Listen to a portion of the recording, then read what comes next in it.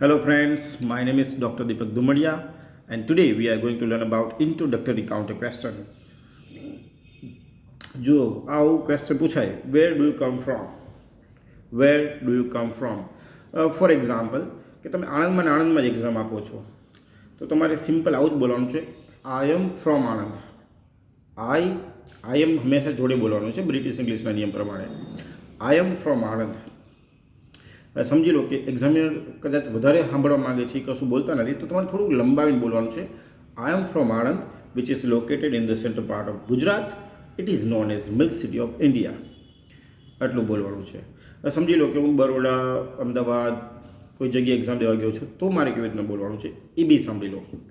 Yes sir, I come from Anand which is located in the central part of Gujarat. It is known as milk city of India.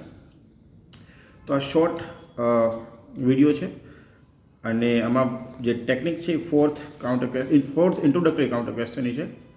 જો યુટ્યુબમાં મારા વધારે videos જોવા હોય તો IELTS with doctor Deepak Dhumadiya type કરો, તમને મળી જશે વધારે વિડીયો.